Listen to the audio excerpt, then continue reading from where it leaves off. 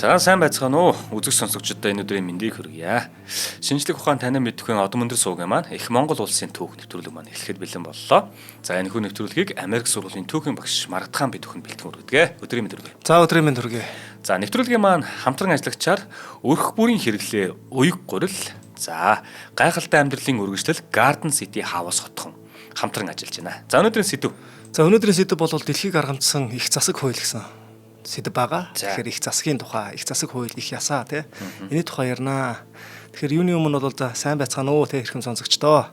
Тэгээ одон өндөр суугийн их Монгол улсын түүхийг шимтэн сонсдог та бүхэндээ энэ өдрийн мэндийг хүргье.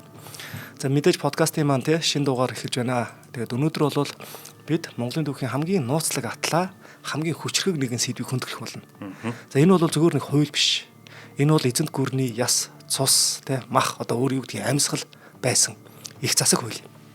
Тэгээд дэлхийн түүхэнд их засаг хуулийг өрөнд орны сурвалжууд те олонтоо тэмдэглэсэн байдаг. Гэвч нэгэн сонирхолтой нууц бий. Тэр нууц нь юу вэ гэхлээр яг л Монголын нууц товчоотой адил их засаг хуулийн их хөлбөр гэдэг зүйл ерөөсөө одоохондоо хараахан олдоогүй байна. Тийм ч учраас судлаачдын дунд бол их засаг гэж яг ямар хууль вэ? Байсан бэ те? Гэдэг дээр бол томоохон мэтгэлцэн гэдэг ч юм уу судлаач болгоны өөр өөрийн гэсэн онцлог судалгааны одоо чиглэл гарч ирдэг. Жишээ нь судлаачид ер нь бол 3 янзын таамгийг дэвшүүлээд байна л да. Тэрний нэг нь болохоор нэг хэсэг нь бол үүнийг нийгмийн бүхий л харилцааг зохицуулсан нэгдсэн хууль, эсвэл хуулиудын эмхтгэл гэж үздэг. Хоёр дахь нь болохоор нөгөө хэсэг нь одоо төрөөс тогтоосон хууль болон ард түмний дунд эртнээс уламжлагдсан ирсэн бэлэг сургаал хоёрын нэгдэл гэж хардаг. За гуравт нь зарим нь бол үүнийг бол хатуу хууль гэхээсээ илүү заншлын хим хэмжээ, зарлиг, хорио цээр, захиацын цогц ойлголт гэж үзэж байгаа байхгүй. Гэхдээ нэг зүйл нь бол маш тодорхой. Энэ хууль хэрэгжиж эхэлснээр их Монгол улс даяар бол шудраг ёс тогтож амар амгалан байдал ноёрхсон юм. Чингис хаан төр засаг, цэрэг, эдийн засгийн иж бүрэн шинжилэл хийхдээ хууль цаазыг хамгийн нэгдүгээр тавьж байсан. Мэдээж нөгөө нэг морин дээрээс бол дэлхийг одоо эзлэхэд амархан мориноос буугаад улсыг төвшдөх хэцүү гэдэг зүйл дээр бол хид хідэн зүйл баримталж исэн. Энэ нь бол хууль, засаг те энэ зүйл. За ингээд энэ том хуулийг сахиулах, шудраг ёсыг тогтоох нь үүргийг бол Чингис хаан өөрийн итгэлт хүн, улсын их зарагч Шихүү хутагт даалгасан. Монголын нууц товчоон тэмдэглэснээр хаан түнд хандан ийхүү зарлиг болгосон байдаг. Гүр улсын хулгайг гисгээж, худлыг мохоож, өхүүлэх ёстойг өхүүлж те яллагдах ёстойг ял хэмээн Шихүү хутгийн одоо ингээд зарагчийн судалд суулгасан гэж байгаа. За тэг зөвхөн үүгээр зогсохгүй шудраг ёсыг баримтжуулахын тулд одоо хаан маш чухал шийдвэр гаргасан. Гүр иргэний хувь хувьсгалыг заргалсныг хөх дэвтэрт бичиж одоо ингээд дэвтэрлэж бай гэж байгаа байхгүй. Тэг үүнийг бол одоо өөрийн үрд хүртэл Шихүү худаг надад танилцуулж хөх бичиг цагаан цаасанд дэвтэрлсэнийг хинч бүү өөрчилсүгүй гэж байгаа. Тийм ч учраас саяны нөгөө нэг чи тэр өмнөх дугаар дээр дэлхийн эрдэмтдийн нүдээр Чингис хаан гэдэг дээр бол зарим эрдэмтэд Чингис хаан бол өөрөө хуйлаа мөрддөг хаан байсан гэдэг маш том итгэлт үг явж байгаа шүү дээ. Тэр нь бол Чингис хаан ч гэсэн өөрөө их засаг хуулиндаа захирагддаг байсан гэдгийг хамгийн том жишээ байна. Энэ яг тухайн цаг үед хүлээн зөвшөөрнө гэдэг нь айхтар зүйл те. Үнэхээр айхтар зүйл. Ягаад тэгэхээр одоо тэр үед чинь бол одоо ийм олон нийтийн санал асуулга гэдэг ч юм уу те, парламент гэдэг ч юм уу ийм юмны талаар бүр огт хүндрэлтэн төсөөлөл байхгүй байгаа шүү дээ. Өмнө нь ирсэн хэдэн зуун жилэн ч тэр түүнээс хойш хэдэн зуун жилэн ч тэр одоо юу гэдгийг тэр голд ийм хуулинд захирагддаг хааны тухай байхгүй шүү дээ. Тэгэхээр хаан гэдэг чинь ерөөсөө босоо бүр бүхний дээд хааны үг бол зүгээр цааз хууль те өөрөө хууль байхгүй. Гэтэл өөрөөсөө давуулж хуулийг тавьж байгаа тэр хүн байж тээ те. Одоо ч нөгөө нэг те одоо хуулийн дээр зөвхөн хөх тэнгэрэл бий гэж үг гэдэг шүү дээ. Тэрнтэй адилхан. За энэ мэтлэнгээр одоо яг саяны тэр Чингис хааны те их засаг хууль тэрийг одоо дэвтэрлэж бичсэн үлдээсэн зүйлийг өөрчилсөн хэн боловч алдах болтугай алдна гэж байгаа байхгүй. Ер нь бол цааслуулна гэсэн утга санаа хэлж байгаа. За энэ бол Монголын түүхэнд дэх цагаан дэвтрээр дээр хараар бичсэн хууль цаазын анхны томоохон алхам. Шихүү хутгийг тэрхүү хөх дэвтэр болол шудраг ёсны баталгаа төрийн ноён нуруу гэж хэлж болж байгаа байхгүй. За хэрвээ хууль цааз чанга шудраг байвал улс орон хэрхэн амар амгалан тогтож болдгийг их засаг хууль бол дэлхийн одоо инх тайванд бол тогтоогоод өгсөн, үзүүлчихсэн, харуулчихсан зүйл. 13 дугаар зуун бол Монголын зуун байсан. Монгол Пакс Монголиа гэдэг чинь Монголын их амар амгалан. Амар амгалан юугаар хэрэгжих вэ? Хуулиар л хэрэгжинэ. Өөрөөр бол бололцоо байхгүй гэсэн үг тийм. Энэ санаа хэлээд байгаа. За ингээд их Монгол улс даяар их засаг хууль эзэн хааны зарлиг нарийн чанд хэрэгжиж байсан бөгөөд монголчуудын захирагдах ёс, хууль ёсны нарийн чанд хэрэгжилтийн талаарх өрөнд орны олон элч нар тэмдэглэн үлдээсэн байдаг.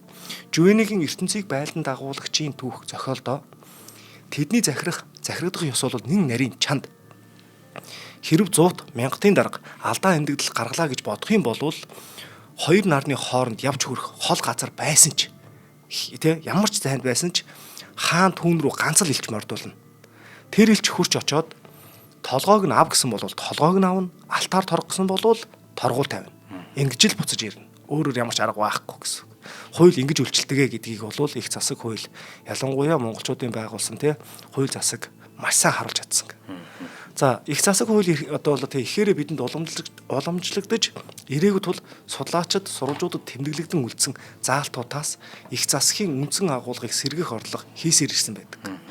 Гэвч сурвалжуудаас ямар нэгэн шалгуураар их засгийн заалт мөн эсхийг тогтоох вэ гэдэг дээр судлаачдын санал зөрөлддөг.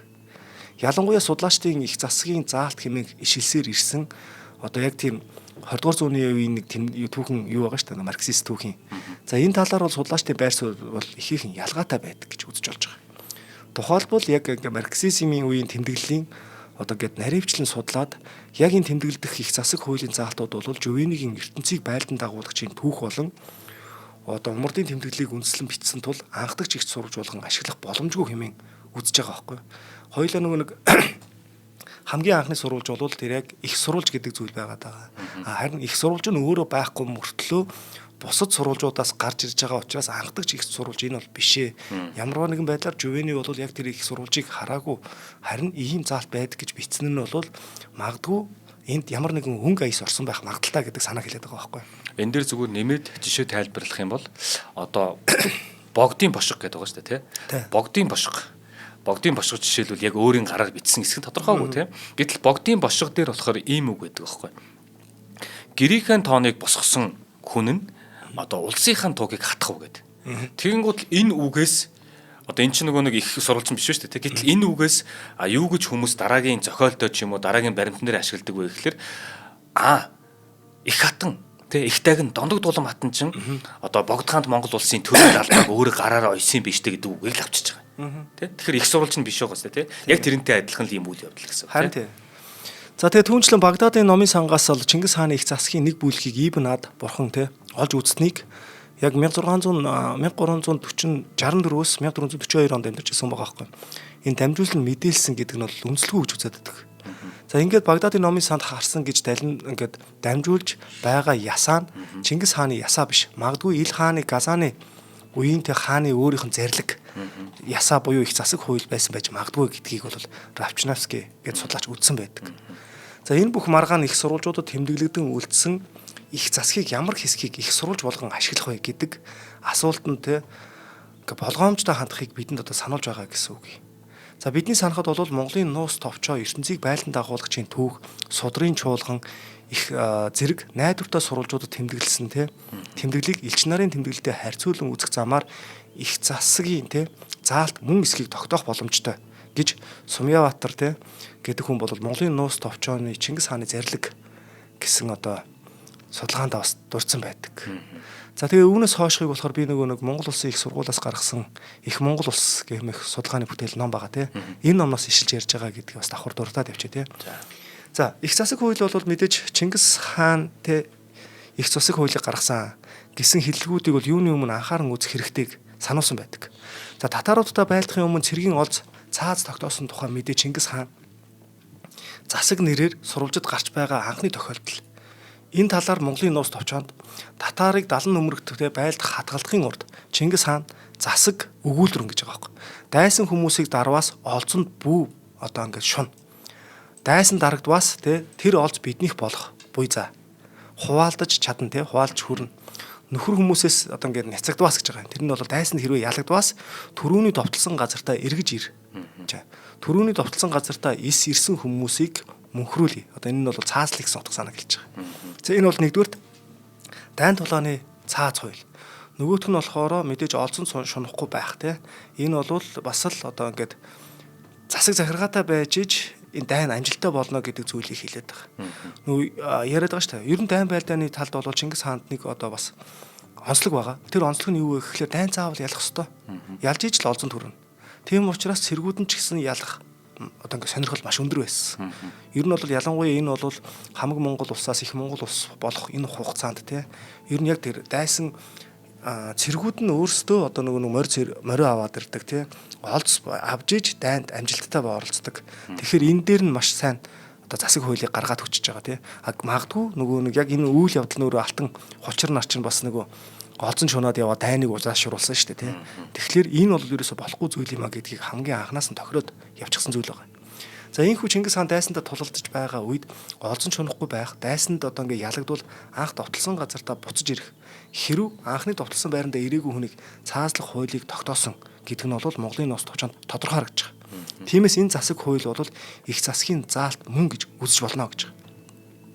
За Монголын нус товчооны 199-р зүйлд бол газрын холыг бодож цэргийн одоо мордыг тураахгүй нь хайрлагтун, хүнсээс дуустал гамнагтун, аянд одоо ингэ төрж дуусвас хайрлаж үл болно. Хүнсээ барж дуусвас гамнаж үл болно.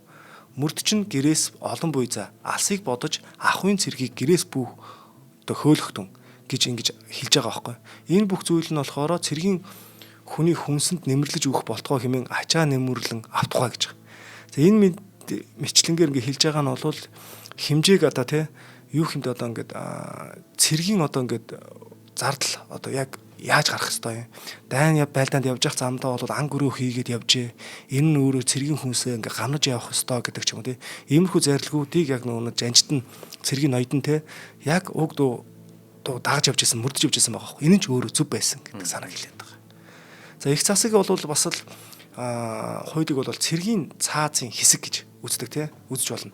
Энэхүү цаазад алс холын аян дайнд цэрэг өдөрдөн яваа жанжид болон цэрэг ирсийн баримтан мөрдөх зарчим хим хэмжээг тодорхой заасан байдаг.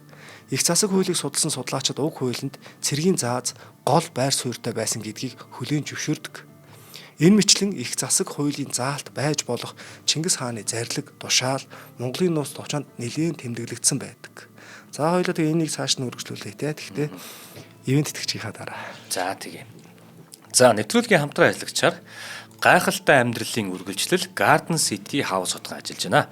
За ер нь бол орон сууцны үнээр хаусанд амьдрья л гэдэг. Яагаад ингэ чинь ихлээр нөгөө нэг юм дүүрэгт орон сууц худалдан авах орон сууцны дундаж үн гэж байдаг юм байна л да. Тэгэхээр зарим дүүргийн хувьд бол бүр одоо дундаж үн нь 7 сая, 8 сая те гэх мэтчлэн ийм өндөр үнэтэй гараад идэг. Тэгэхээр ер нь бол тэр өндөр үнийн те одоо тийм хэмжээд хүрхгүйгээр ер нь бол орон сууц худалдан авах үнээр та өөрийн гэсэн одоо юм хувийн одоо хаустай болол гээд байгаа юм. Тэгэхээр Garden City хотхон нь бол 2017 оноос хэрэгжиж эхэлж байгаа. 5 давхар орон сууцнаас бүрдсэн Ярамг орчны бүс нутгийнхаа хамгийн тав тухтай ногоон байгууламж ихтэй хүн болгоны мэддэг хотхон болоод байгаа. Тэгэхээр одоо баг Өвтөн байгуулалт нь үргэлжлээд 10 жил явж байгаа газар ба шүү дээ. 90-ад он шиг хүүхдүүд нөгөө өдөржин гадаа тоглоод те аав ээжтэй дуудагдаж ордог, гэртээ дуудаж ордог. Яг тэрнтэй адилхан Garden City яг тэрийг төсөөлөөд те хүүхдэд тоглох, хөгжих, тэр нөгөө бие хаагаа хөгжүүлэх, ингээд задрах орон зай хэрэгтэй байна гэд маш олон тоглоомын талбаануудыг хийж өгсөн. Тэгээд хүүхдүүд нөгөө нэг тэр одоо жишээл өнөөдөр тэр тоглоомын төлөө тоглож тахад маргааш нь өөр газар тоглох боломжтой буюу нэг хотхон дотроо маш олон тоглоомын газартай. Тэгээ хотхондоо бас сургууль цэцэрлэгтэй болохоор ер нь хотхон дотроо 2 минут алхаал хүүхдээ сургууль цэцэрлэгт нь хүргээд өгдөг ийм гэсэн үг. Тэгээ Garden City хотны үргэлжлэл нь болохоор Garden City House хотхон гэдэг нийтдээ 6 гатлбад 200 айлын таун хаус бүтээн байгуулагдаж байгаа. За энэ төсөл нь бол орон сууцны үнээр хаусанд амьдрах боломжтой. Мөн айл бүр эдэлбэр газартай болохоор нөгөө лагерт байгаа юм шиг, цуслангийн газартай байгаа юм шиг ийм тав тухтай амьдрах боломжийг бүрдүүлээд байгаа. За тэгээд төвийн дид бүтцэд бүрэн холбогдсон болохоор ашиглалтын зардал нь орон сууцтай адилхан гардаг. За хэмжээний хувьд гэх юм бол хит ийм том биш. Манайхан таун хаус гэхэлэр те хаусны одоо зардлын юу айгүй өндөр гэж боддог бол 114 м квадратаас 158 м квадрат талбайтай ийм хаусыг санал болгож байгаа.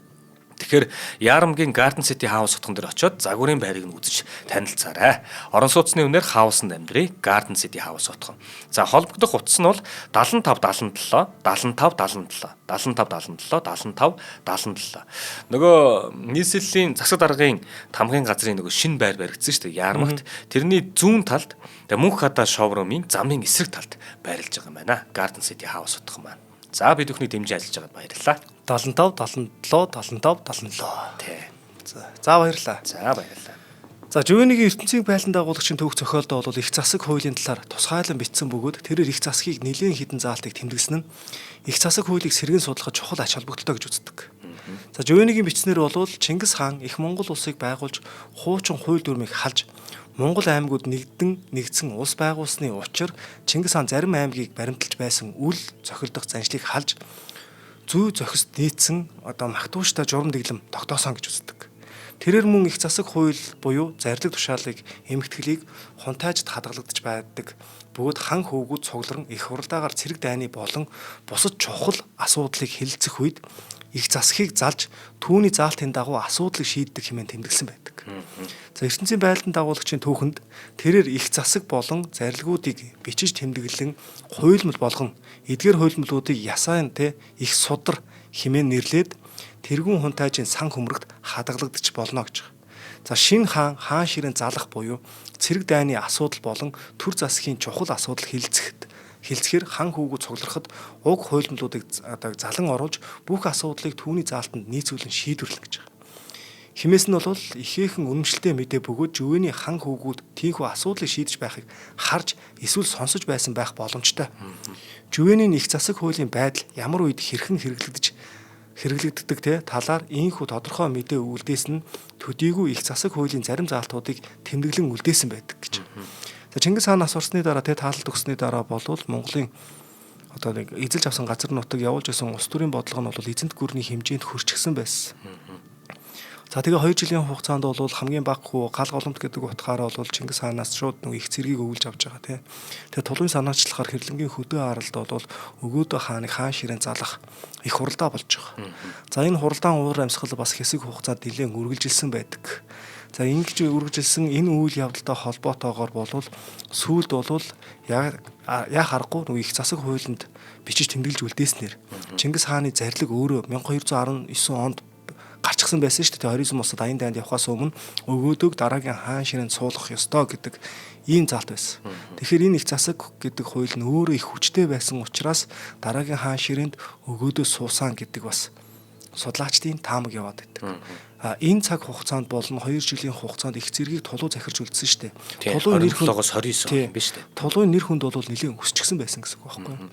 Тийм их хуралдаа болж байгаа үед бол хүн болгон тулууг дагаж намирдаг гэдэг ч юм уу тийм иймэрхүү мэдээ тэмдэглэлүүд байгаад байдаг. Тэгэхээр энд бас нэг юм хаан ширээн төлөх юм бяцхан бас нэг юм болсон байж таарах гэдэг байгаа байхгүй юу? Гэтэл энэ дээр Чинга чансан хожмын өгөөдөө хааны төрийн их заргач гэх байхгүй юу? Шихийн утгийн яг ажлыг авч байгаа хүн гэсэн. Тэр хүн болвол их засаг хуулийг дагаж мөрдөх ёстой гэдэг санааг хийсний үндсэн дээр өгөөдөө хаан ширээн суусан гэдэг зүйл бас яваад идэх тийм. За Чингис хааны өвөл хэрэг болгонд дүрм нөхцөл байдал болгонд тохирсон журам гин буруу болгонд тохирох зохих ял шийтгэл боловсруулан мөрдүүлж эхэлсэн. Хэмээн Жувений тэмдэглэсэн нь Монголын нус товчооны шихийн худгийг надад зөвтгөж ёсолж хөх бичиг цагаан цаасанд дэвтэрснийг ургийн урагт дагаж мөрдөж бай хэмээн зарлигдсныг ягштал баримталж даган мөрдөж байжээ гэж үзэж болохоор байгаа юм гэж. За Жувенигийн их засаг хуулийн тухай бүлэгтээ тэмдэглэснийг агуулгын хувьд шашин шүтлэг, ав хомрог, цэрэг татлаг, арвтын тогтолцоо, өртөө замын тухай хэмээн хувааж болно. Энэ нь их засаг хуулийн гол агуулгыг илэрхийлсэн хэрэг хэмээн судлаачид үздэг. За ертөнцийн байлдан дагуулагчийн түүхэнд тэд бүх улс орон ард түмний иргэшээлдээ оруулаад тусгай дэг журмын дагуу тооллого явуулж бүхэн амыг 10-т, 100-т, 1000-т болгон хуваав. Цэрэг татах, өртөөнд ажилуулах, журам түүгээр дамжин өнгөрөгчдөд зарцуулагдаж зарлагын хэмжээ, мөнгөн татвар зэргийг тогтоосноос гадна бас говьчуур төлөх боллоо гэж үздсэн байдаг. Тиймээс энэ бүх зарлиг, дүрм, журам энэ нь их засаг хуулийн заалт болж эсвэл түүнд нийцэн гардаг байсан хэмээн үзэж болж байгаа юм. Чингис хаан ав хомрох хийхэд ихээхэн анхаарал тавьдаг байсан бөгөөд дарга цэргүүдийг байлдааны сургууль хийж байгаа явдал хэмээн үздэг байсан. Жувенигийн бичснээр ямар хүчээр, ямар зэвсэг хэрэглэн хаан ямар акт яаж авдах зэрэг нь нарийн зохион байгуулагдсан байдаг тул цэргийн сургууль хийж байгаатай адил гэж үзсэн. Ан хийхдээ эхлээд хаан зарлиг гаргаж хідэн цэрэг ямар бэлтгэлтэй хэдийд хаан цугларахыг 10-т зохион байгуулдаг байсан. Ноёд эхнэр хүүхдэд дагуулan амтад идээ ундаа бэлтгэн авч явах бөгөөд ав хомрог 1 сараас 3 сар хүртэл үргэлжилдэг байсан. Ав хийхдээ алсуур хүрээлээд айжмаар хүрээгээ хумихта ан амьтныг завсраараа алдахгүй одоо татгшруулна гэж байгаа байхгүй. Жишээ хоёлоо бодоод үзье. Одоо богдууланд ан ав хийлээ гэж үтээ. Мэдээж ан гэдэг бол нэг хүн ганцаараа очиод ан хийхийг хэлж байгаа. Харин ав хомрог гэдэг бол их хэмжээний цэрэг те эзэн хаантайгаа одоо ер нь том зохион байгуулалттай үйл ажиллагаа болох гэдэг шүү дээ. Тэгэхээр богдуулыг тэр чигээр нь ингээд бүсэлж хагаад хүм болгон айгу том зайтай ингээд том чимээ гаргаад ингээд явах нь шүү дээ. Тэгээ ингээд бүслээл ингээд ойртох тусам хүмүүсийн зай ойрт. Зай ойртох тусам тэрнгүүр амтан гарахгүй гэсэн. Тэгсээр байгаа бүх амьтад одоо яах нь яг тэр хүн бүслэгдээд явчихна. Тэнд нь зөвхөн нэг зам гаргаж өгнө гэсэн үг байхгүй. Гарах зам юм. Яг тэр гардаг зам дээр нь одоо яах нь харваачд бэлэн байж гинэ гэсэн үгтэй. Энэ бас гоё үйл явдал байгаа шүү дээ. За энэ нэчлэнгээр ер нь бол яг ан агнаж байгааг те ер нь бол ажиглаж суудаг. Тэгээд тэндээсээ бол маш хэрэгтэй зүйлүүдээ авдаг байсан гэдэг зүйлийг хэлээд байгаа. За хэд хоног ан амьтныг агнаад ядарсан туранхай амьтад үлдэхэд хөгшин настай хүмүүс өвдөг сүгдэн хөөрхөн амьтны ямиг хэлтрүүлж өвс ургамалтай газар явуулахыг хаанаас гуйдаг байсан гэж байгаа. Тэ. Энэ бүх ав хоморгийн үйл явцыг засаг хуулиар нарийн зохицуулдаг байсан бөгөөд хуулиар зохицуулагдсан ав хоморгийн явцыг жувэний тэмдэглэн үлдээсэн байна. За тэгээд шашин шүтлэггүй одоо тий шүтлэг дагдахгүй одоо мугуйд үзлээс зайлс хийдэг гэж одоо Чингис хааныг бас үздсэн байгаа байхгүй юу. За шашныг ялган гадуурхдаггүй, алийг нь ч онцгойлон дэмждэггүй, цөмийг нь адилхан үздэг байлаа гэж. За энэ бүх санаа нь бол ерөнхийдөө Чингис хааныг нөгөө Жувенигийн өөрийнхөө шашныг хилээд байгаа байхгүй шашин шүтдэггүй гэдэг санаа нь бол. За тэрээр шашныг бүх урсгалуудад хүндэтгэлтэй хандаж тэднээс суралцах бөгөөд үүнийгээ бурхны хаанчлалд хүрэх зам гэж үздэг. Түүнчлэн мусульманчуудад ивэлтэй ханддаг шигээ христийн болон бусад шашинч ивэлтэй ханддаг гэж. Түүний хүүхдүүд ачнаар нь ямар шашин шүтгэхээ өөртөө сонгоно. Тэд хэдийгээр өөр шашинд орсон ч гэсэн шашнаа улааран өмөрч хоорондоо хямрдаггүй. Харин Чингис хааны засгийг те их засаг хуулийг хэлбэрлэлтгүй баримтлан ив ие одоо ингээд их сахидаг байсан гэдэг санааг хэлээд байгаа. За мэдээж энэ нь бол хэсэг хугацаанд бас үргэлжилж байгаа бөгөөд хожим нь тэр Юан гүрний үед бол бас монголчуудын задралын үе эхэлж байгаа те. За дээрх мэдээнд Чингис хааны шашны талаар баримталж байсан бодлогыг тодорхой өгүүлсэн байдаг. Нэг шашныг нөгөө шашны эсрэг тавих, аль нэгийг нь онцгойлон дэмжихээс зайлс хийж бүх шашныг адил тэгш гэх одоо үзэж хүндэтгэлтэй хандах нь Чингис хааны шашны талаар баримтлах бодлого байсан гэдгийг судлаачид эдүгэ хүлээн зөвшөөрөх болсон гэж байгаа. За дэлхийн ертөнцид шашин шүтлэг, угсаа гарал, соёл иргэншлээрээ талцсан хуваагдж байсан яг тэртех 13 дугаар зууны үед бүх шашин адил тэгш гэж үздэг одоо тий өөр ямар ч улс орон гарч ирээгүй. Харин тэр нь бол 13 дугаар зууны үеийн дэлхийг захирсан Евразийг тэр чигээр захирч чадсан Монголын эзэнт гүрэн Чингис хаан тэргүүтээ түүний залгамжлагчд байсан гэдгийг хэлж болж байгаа. Би энэ дээр хахаа шал хөндлөнийг юм асуугаад байгаа юм. За шал хөндлөл. Түрүүн таны дээр яриан дундаас ингэчихгүй юу? Их засаг хуулийг баримталж те тэгээд өгөөдөг хаан ширээн залсан гэж штэ те. Тэгэхээр их засаг хуулийн дээр нэг заалт байх гэдэг нэ та. Ямар нэгэн тийм баримжаа авах тэрний дагуу шийдэж өгөөдөг хаан ширээн тавиад нэ та. Тэгэхээр өгөөдөг чинь болохоор ер нь бол Чингис хаан өөрийнхөө залгамжлагчийг их хуралдаа дээр шууд ил хэлчихэж байгаа шүү дээ тийм өгөөдөгөө хэлчихэж байгаа. Гэтэл тэр 2 жилийн хугацаа шүү дээ 1227 онд өнгөрлөө 1229 онд өгөөдөө хаан ширээг авч байгаа. Тэгэхээр 2 жилийн хугацаанд тулуу бариад шүү дээ тийм. Тулуу болохоор бол нотхон хүн гэдэг үстэй. Тэгсэрнээс өгөөдөөд 29 онд хаан ширээг одоо залгамжлуулаад өгч шүү дээ. Гэтэл тэр гол тулуу хаан байсан гэдэг нэр бичигдэж үлдсэн байт юм уу? Үгүй. Байхгүй тийм. Тэгэхээр их засаг хуулийн дээр яг юу гэж бичсэн болоод өгөөдөө тэгсэн байх вэ? Өгөөдөд өгсөн байх уу гэж юу? Тий, өгөөдөд одоо хааны залгамжийг энэ тэр нэг их хуралдааг л хэлж байгаа байхгүй юу? Ер нь бол тэр их хуралдаан шийдвэр нь өөрөө их засаг хуулинд одоо хөх төвтөр тэмдэглэгдэж үлдсэн гэдэг зүйлийг хэлээд байгаа. Тэгээд угаасаа эзэн Чингис хааны те энэ зарлиг хүчтэй учраас өгөөдөө хаан ширээн суух ёстой гэдэг санааг л хэлж байгаа байхгүй. Тэр чинь зүгээр шууд хаан ширээн суудгүй юм байна л да. Ер нь ингээд хаан ширээн сууж байгаа хүн болгоно ингээд хараад хахад гүйгийн хаан ширээн суулгахад гүйг ч гэсэн хаан ширээн суухаас татгалзаж байгаа шүү дээ. Гэх мэтлэнгээр. Гэтэл мөнх хаан ширээн суухад бол бүр ингээд хүчээр хаан ширээн суух гэдэг те гэдэг ч юм уу. Одоо өгөөдөө цагаатан талынхан бас ингээ эсэргүүцэж байгаа тийм энэ үйл явдал болж байгаа. Тэгэхээр шууд хаан ширээн суухаас илүүтэйгээр аливаа нэг асуудлыг олон талаас нь хэлэлцдэг юм байлээ л дээ. Тэгээ өгөөдөө хаан ширээн суусныхаа дараа нэг зүйлийг тодорхой болгосон ш. Тэрний юу гэхээр их засаг хуулийг бол илүү тодорхой. Их засаг гэнэ их хуралдааг тодорхой болгосон. Их хуралдаа зарлахад Улс орны хамгийн чухал асуудлыг хилцэх учраас газар хол байсан ч хамаа авахгүй. Ижил тооны. Чингис хааны үр удмууд яг ижил тооны. Одоо зүчиний удмаас, цагаатан удмаас, өгөөдөн удмаас тий, тулын удмаас ижил тооны хүмүүс ирж оролцох ёстой гэдэг заалтыг оруулж байгаа байхгүй. Тэнцвэр гаргаж байгаа. Энд чинь яг нэг арчилсан ингээд нэг юм шийдвэр гаргах гээд байна. Гэхдээ тэнд бас нөгөө хааны зарлиг бас яваад байгаа гэдэг санаа хэлээд байгаа. Тэрнээс биш тэрэн дээр одоо хамгийн отхон хүү хаан залгана гэсэн тийм заалт мат юм байхгүй. Туул юм шиг байна тий. Тэгэхээр нөгөө их сурвалжин бидэрт байхгүй учраас одоо бичигдэж үлдснээс нь баримжаа гаргаж өгөөд шүү дээ. Яг нөгөө сүлд за яарэ. Сүлд нөгөө нэг Монголын нууц товчооны бичлэлтээс энийг яг хэн бичсэн бэ гэдгийг хайж олдог шиг тий. Тийм л юм байна л да. Харин тий. Тэгээ ер нь бол тулуугчсан хаан ширээнд суусан гэж үздэг нэг үзэл байдаг. Тэр нь юу вэ гэхлээр хамгийн сүүлд нь тэр нүүн таалалт өгсөж байгаа үйл явдал байхгүй юу. Тэр чинь яг миний удамд яг Алтан ургийн хаан одоо тэг хүү хин байна гэсэн маш олон байсан шүү дээ. Тэгтэл тулуй бий байна гэж суудаг тий. Тэг яг хааны оронд одоо хаан сентийн сууж байгаад тэр хортой арх уусан гэдэг санаас явааддаг байхгүй юу. За хоёул ахаал нэг ертөнцийн байлдан дагуулагчийн түүх те. Түүхэнд өөр нэг засаг анх харьяалагдсан 1100 аравтаас шилжих буюу өөр газарт цагаачлах, оргинох явдал цаазтай. Энэ журмыг зөрчсөн хүнийг олонний өмнө цаазлна. Оргнуулсан буюу нуун хассан этгээдүүдийг хатуу шийтгэнэ гэж. За энийг ч яг өгөөдөө хааны үед бол нэг мянгатыг газар нутагтаа хадаж хадсан гэдэг энэ санаа явж байгаа байхгүй. Мянгатаас дураараа орж гарч болохгүй. Яг гэвэл энэ хажуугийн мянгат өөр мянгатаас гэдэг ч юм илүү хүчрхэг болох. Тэр нь буцаагаад одоо хаантаа сөргөөцөлдөх тэгээ энэ үйл явдал болох магадлалтай гэдэг утгаар нь.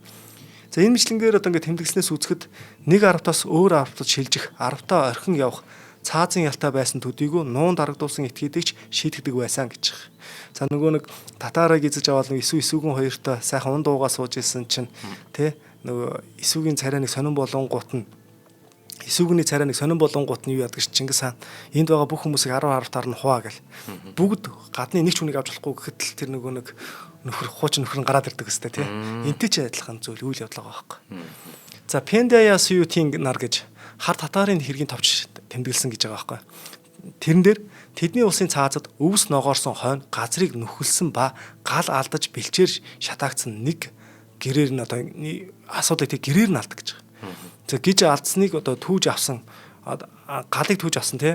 Үүнийг одоо босхыг гიშгсэн үүдний босхыг гიშгсэн морины толгой нүдийг занцсан хийгээд харилцсан одоо за энэ болохоор арай өөр олон нийтэд хэлэхээр бас за энэ нэг юм садар үйл явдал те эдрийг бол бүгдийг цаазлана гэсэн санааг хэлж байгаа үйл явдлыг за одоо ер нь бол ингээд янз янзын хуйлууд их байгаад байна л да. За энийг төр орхиж байна. Бас арай л чангадах гэдэг. Их засаг хуулийн дээр байсан хуйлуудыг одоо нөгөө бусад судлаачдын бичснээс түүж авч ингээд харуулдаг байгаа юм уу тий? Аа. За гихмчлэнгээр сурвалжийн дээрх мэдээлнээс үзэх юм бол гал алдаж бэлчээр шатах, газар нөхлөн нутаг сүйтгэсэн хэргийг бол онцгой хүн дээр шийдэгдэг байсныг харуулж байгаа. Энд чинь нөгөө нүүдлийн мал аж ахуй гэдэг зүйл бол маш чухал нөлөөлж байна тий. Түүнчлэн гээсэн зүйлийг өөртөө авсан. За садар самууны хэрэг нь те цаазын ялтай байсан хэмээн илч жуулчд тэмдэглэсэн байдаг. Тэр бүхий л одоо нөгөө монголчуудын тухай нөгөө нэг онцгой шинжүүд гингууд ямар нэгэн хүнтэй одоо ингэ сэтгэнсэн алцгансан те ийм үйл явдал нэг ч алгаа гэдэг санааг хэлээдэг шүү дээ те. За хар татарын тэмдэглэлд ингэж бичсэн байгаа. Би тэдний нэгэн зүйлийг маш сайн хуулийг үзв. Худал үг хэлэгчийг ална. За хулгай хийхстийг алах бөгөөд түүний эм үр хүүхэд мал хөрөнгийг хураамжлаад хорхичдод өгдөг байсан гэж байгаа. За ийм зүйл хэлж. За хулгай хийх, худал хэлэх нь хүн шийтгэлтэй байсныг нотлон тэмдэглэсэн байгаа. Их засаг хууль ёсоор худлаа хэлж, бусдыг гүтгэгчдэд цаазаар авах ял оноодог байсан талаар сурвалжид тэмдэглэгдэн үлдээсэн байдаг. Хоросооны захирагч болохын тулд Куркусийг гүтгсэн эдийгүү гэх төмөр болон түүний дагагчдыг буруутайг тогтоогоод өгөөдөө хаан өгөөснө. Чингис хааны их засагт бусдыг хэлсээр гүтгэгчдийг цаазал гэсэн буй. Та нарыг цаазлуул зохилтой. Гэвч та нар алс хоолоос урт зам туулж энд ирсэн тул эхнэр хүүхдүүд чинь хүлээж байгааг бодож би өршөө. Үүнээс хойш ийм юм бүх хийх дүн гэж байгаа байхгүй. За ингээд нэг өгөөдөг чинь өгөөдөө сэцэн хаан, өгөөдөө өршөөлтэй хаан гэдэг санаанууд чинь бас ингээд яваад байдаг байхгүй. За жишээ нь өгөөдөө цагаатай хоёр нэг өдөр давхиж исэн юм байна л да. Тэгсэн чинь тэнд нэг муслим шашинтай хүн усанд орж ич. Голд сэлж. За тэгээ яг тийм үед бол голд одоо орох үе нь 20-т үе л байсан юм байна л да. Тэгээ цагаатаа уурлаа за энэ хүнийг одоо цаазлын байраа одоо их засаг хуулинд одоо усанд орохыг гол усанд орох хориглоно гэж. За тэгэн гут нь өгөөдөө бол яг тэр үед нь те зурус юу ячиж байгаа байхгүй. Явуулаад за хоёлоо эхлээд нөгөө үйл энэ эхнийхээ ажлыг амжуулчихъя гэж цааш явчихж байгаа. Маргааш энэ үнэг шийд хийгээд за тэгээ маргааш гэхэд нь бол өмнөх өдөр нөгөө өгөөдөө өөрийнхөө туслахтаа хэлээд тэр голд аваачиж нэг юм алтан зоос хай гэж байгаа байхгүй. Алтан зоос хай гэж хэлж байгаа. За тэгэн гутаа нөгөө хүнд чинь үг хий зааж өгч байгаа. Нөгөө муслим шашинтай хүнд чинь. За би ингээд нэг ганцхан амжиргааны те алтан зоосоо алдчихаа тэгээ тэрийг голоос хайх гээд орсон юм аа гэдэг үгийг л өчээрээ гэж штэ ахаасаа өмөрөх гээд штэ. За тэгээд маргааш нөгөө юм болсон чи яг энэ талаар нь хэлж байгаа байхгүй. Ингэж ч тэр хүнийг бас аварж үлдсэн гэдэг санаа хэлээд байгаа.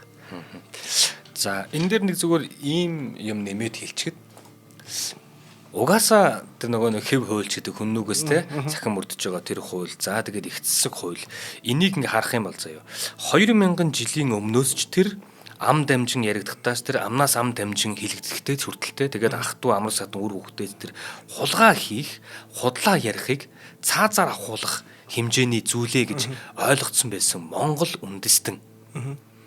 Тэр нөгөө мал хулгаалаад баян айлаас нь мал хулгаалаад чинэлэг айлаас нь мал хулгаалаад ядуу айлд нь аваад чөгдөг. Тэрийг бид нар болохоор шилийн сайн гэр гэж одоо нэг бахархал болгож ярих гэдэг шүү дээ тийм. Монгол хүн ийм сан гаргахгүй ингэнэ. Бас нэг тийм судлаачийн нэг тийм ажил үлээ. Монгол хүн хизээж хулгай хийгээд хулгай хийсэн нөхрийгөө баатар гэж тий хүндэлж бахархахгүй юм гинэ.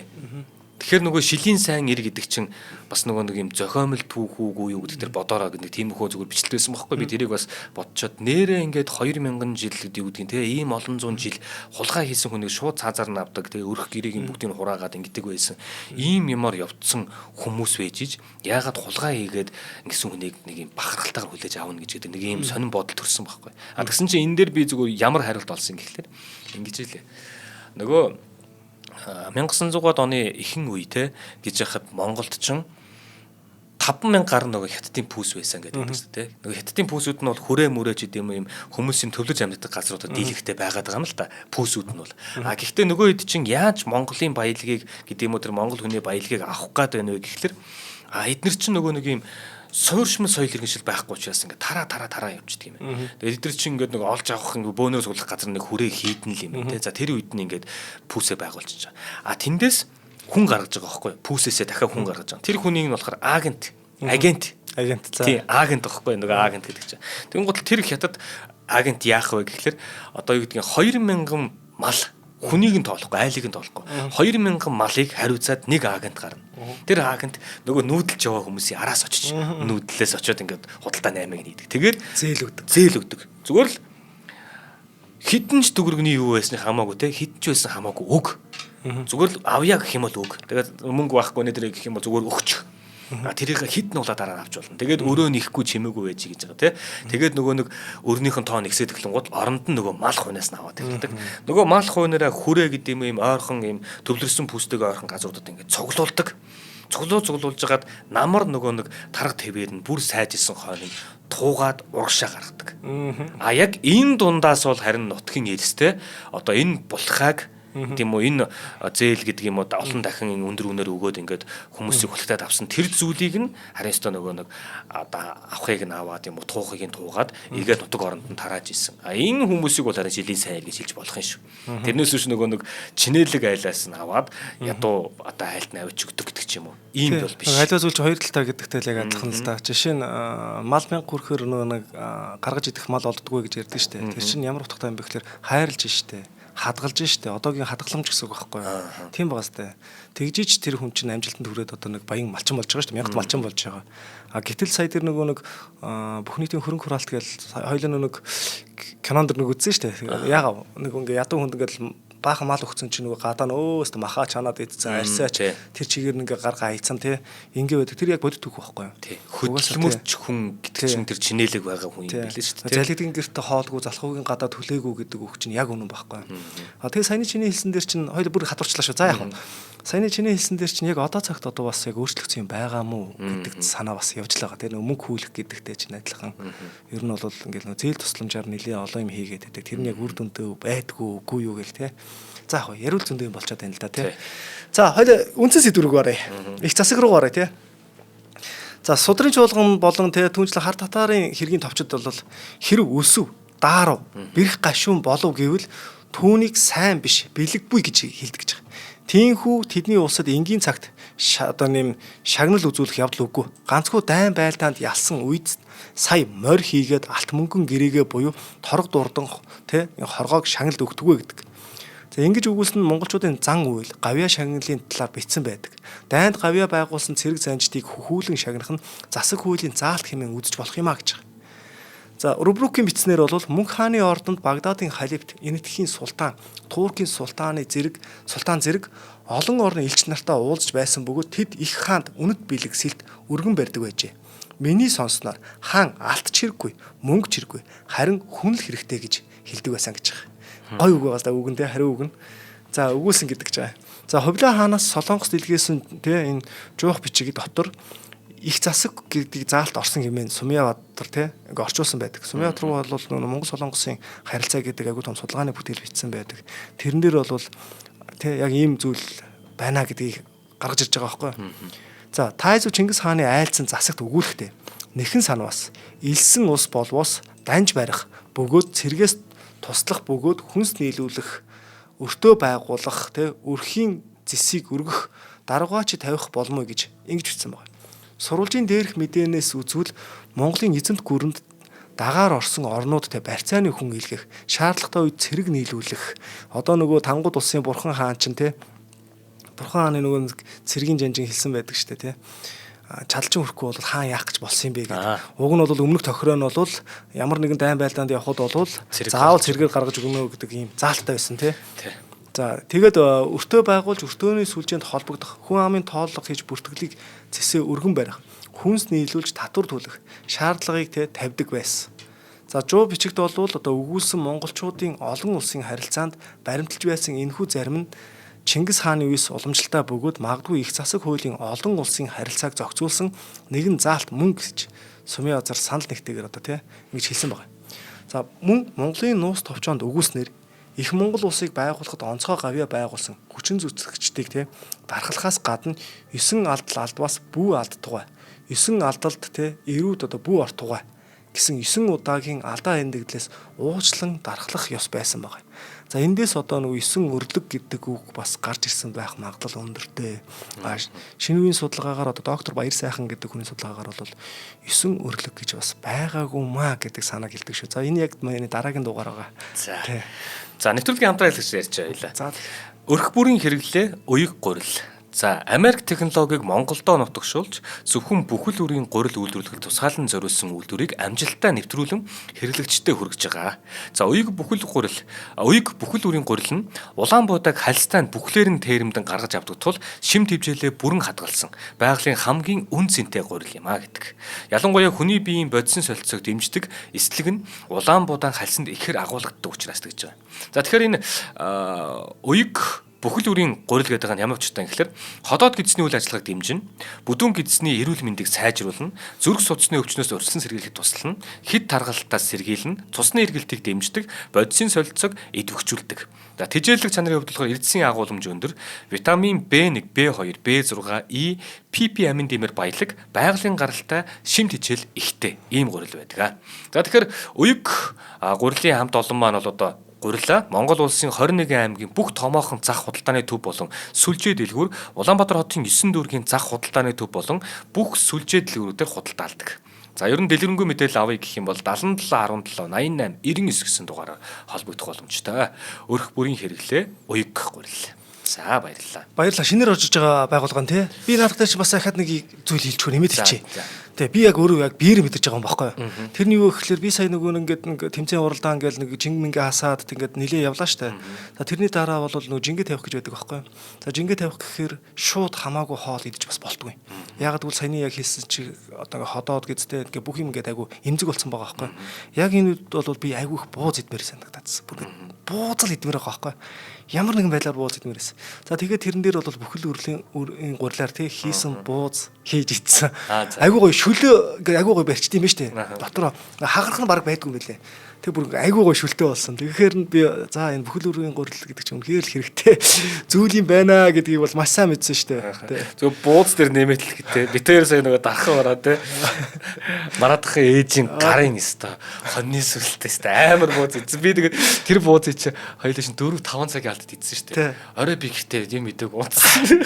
Би зэг тэгсэн штэ. Тэгээ ээжийн бууз ер нь үнэхээр ууйг байсан шүү. Яг нөгөө багтаа иддэг байсан буузаа идмээр санагдаад. Тэгээд яг ээж яг нөгөө багтаа иддэг байсан буузаа л идмээр байна гэд хэлэнгууд ээж нөгөө хоньны сүүл өхрийн махта. Тэгээд нэг жоохон тастаа том ч том те. Гэтэ хоёлоо бас өстө сайхан ир усууч идсэн те. Гол тавьсан 5 гихс дуустал хоёр талаас нь. За баярлалаа. Ээжийн буузыг багцсан баярлалаа. Нөгөө уйг гэдэг үг аваад те. Гурил гэдэг үг аваад бууз гэдээ авцсан чи битээр. Цаашаа зөндөө очлаа гэж байна. Тий. За Монголын нус товчон Чингис хаанаас зэлмийг 9 алдагдал албаас эрүүд бүү ортгоо хэмээн зарлиг болгосон байдаг. Борхуул тий 9 алдал албаас бүү одоо ингээд алдтугай гэсэн юм зарлиг байгаа байхгүй. Чингис хаан сорхон шард ч гэсэн бас ингэж зарлиг болгосон байдаг. За мэрэгдийн газар одоо сэлэнгийг нутгалж байсан газар гаш тий сэлэнгэд нутгалж байсан. За энийг бол сорхон шард болвол тий ингэж дархалж өгсөн. Дархалж өгч जैन тий. Дээрээс нь 9 алдалт тий эрүүд бүү ортгоо гэж 9 удаа алдаа гаргасан тохиолдол гэж байгаа байхгүй. Тэгээ энийг дархлахтаа эдгээр хүмүүсийг дархлахтаа 9 хэмээх одоо ингээд тий дархан ирэх олгосон байгаад байгаа. За сурвалжийн мэдээнээс үзэх юм бол дархалсан хүн бүрт гимээс хилтрэх эрх олгож байгаагүй бөгөөд энэ цөөн тохиолдолд олгогдсон нь үнэхээр энэ дархан эрх байсан гэж байгаа. Цөөхөнд л дархан эрх өгсөн гэж байгаа байхгүй. За ингээд их Монгол улсын эрх зүйн тогтолцоонд байсан энэхүү 9 гимээс хилтрэх дархан эрх нь хожмын цагаадаан улсад үргэлжлэн хэрэгжиж байсан нь сурвалжид тэмдэглэгдэн үлдсэн байдаг нь сонирхолтой гэж байгаа. За цагаадаан бас нөгөө өгөөд хаанд хэлсэн үг байгаа штэ. Миний улсад те эмэгтэй хүн ингээд сакс дүүрэн алт за тэр дүүрэн алт гэхээр бас хэцүү очиад байгаа юм. Уг нь тийм байхгүй. За ингээд толгой дээрээ тавиад хотын гудамжаар өглөөнөөс орой хүртэл явхад ямар ч аюулгүй байж чаддгаа гэж. Эн чинь өөрөө тэр их засаг хууль гэдэг нь тухайн улсад яаж хэрэгжиж ийна гэдгийг л маш сайн харуулж байгаа гэсэн үг тий. За ингээд цагаадаан улсад бол тэр хилтрүүлэх хэрхийг бол хэрхэн эдэлж хариуцлага тооцдог тухай сонирхолтой баримт байдаг. Тэрийг болохоор Мирза Хайдар Туглаат гэдэг хүн тэмдэглэж үлдээсэн байгаа. За хэрвээ 9 гимээс хилтрэх эрэгтэй нэгэн 10 дахь удаага гим үйлдвэл цагаан зүсмийн дааг унуулан хаанд бараалах болно. Энэ үед даагны хөлийн тус газар 9 ширхэг цагаан эсхийн нэг хүндэтгэлтэйгээр те дэвсэх бөгөөд гимтэн дааган дээрээс хаанд өчгөд нэгэн эмир түүнийг хаанд дамжуулна. Хааны асуулт өгсийн өөр нэгэн хүнд дамжуулна гэж байгаа. За ингээд одоо яргуу те ийхүү явагдах бөгөөд хэрв 9 гим үйлцэн нь тогтоогдвол гол судсыг нь ханаж бүх цусыг нь юулах байдлаар өхүүлээд хоёр эмир түүнийг харгалзан зогсооно. Дараа нь нөгөө хоёр эмир хүүрийг гадагш гаргадаг байсан гэж байгаа. Энэ нь сурвалжид тэмдэглэгдсэн ийм нэг сонирхолтой баримт байгаа. 9 гимээс хилтрэх дархан эрх нь их засаг хуульд байсан заалт хэмээн үзэж болно гэдэг зүйлийг хэлээд байгаа байхгүй. За энэ бүх зүйлийг хэлээд харж одоо 9 гим 10 дахь гим хийн гэхээр чинь одоо үнэхээр л баг засархааргүй л хүн л 10 дахь гимээ хийн нэстэ тий хаанаас одоо 9 удаагийн өршөөл авчаад гэсэн. За ингээд өнөөдрийн бит хоёрын ярих ёстой тий дэлхийг аргамжсан их засаг хууль бол дэлхийн Евразийн тий тэр газар нутгийн ихэнхэгт нь одоо шууд хурж үйлчилж байсан гэдгээр алдартай энэ хуулийн талаар одоо өөрсдийнхөө чадах чинээгээр саваад өргөж нэвтрүүлгээ жаргая да тий. За нэвтрүүлгийн маань зүгээр дунд манай нөгөө алтан гişүүд гэж үү тий. Алтан гişүүд маань лайваар үзээд байдаг. Тэгээ бид өхөндөө шууд комментээр харилцаа явуулдаг байхгүй. Тэгин гол тэр дундаас ер нь их засаг хуулиас одоо манай одоогийн Монгол улсын маань тий хууль гэдэг юм уу жишээ авсан гэдэг ч юм уу санаа авсан юм байдгүй гэж танаас асуугаад өгөөч гэсэн. За одоо яг хуулинд орсон үг би нэг хуульч биш болохоор сайн мэдэхгүй байна. Яг нөгөө хэв хууль маягаар хэвшиж үлдсэн зүйлсүүд бол нэг хоёр байж идэг тий. Одоо бичигдээгүй өрнөөсөө ард түмэн дүнд үлдсэн хууль байж та. Одоо жишээлбэл ахмадаа үнэлэх гэдэг. Тэ? Одоо юу гэдгийг яг л үнэхээр босгон дээр гიშгэж болохгүй гэдэг чи юм уу? Тэр хүнд худлаа ярьж болохгүй, хулгай ярьж болохгүй гэдэг чи яг л ийм зүйл. Энд чинь одоо нөгөө хэв хууль гэхээсээ илүү тэгэхээр цэри ёс болоо явчих. Цэри ёс. Одоо ингээд юу гэдгийг нөгөө ёс зүй гэдэг ч үлээ те юуг ингээд нөгөө хуульчлах гэхээс илүү те хүн байх өөрийнх нь нэг юм ихний алхмууд байна шүү дээ те тэрийг нь хүмүүс ингээ аав ээжээс эмээ өвөөгөөс ингээд залгамжилж ингэсэн байдаг. Ялангуяа эмээ өвөө дээр өссөн хүүхдүүд энэ ахмадыг хүндлэх гэдэг ёсыг айгүй сайн мэдээд идэг те цээр гэсэн үг шүү дээ те гэх мэтчлээ. За ингээд нэвтрүүлгийн маань энэ удаагийн дугаар өндөрлөж байна. Их Монгол улсын түүх нэвтрүүлгийн маань бэлтгэн хүргэдэг Америк сургуулийн түүхийн багш Маратхан танд баярлалаа. За нэвтрүүлгийн маань ивент тэтгэгчээр болохоор гайхалтай амьдралын үргэлжлэл Garden City House хотхон болон өрх бүрийн хэрэглээ уяг гурил хамтран ажиллалаа. За дараагийн дугаараар уулзъя. Баярлалаа. За баярлалаа.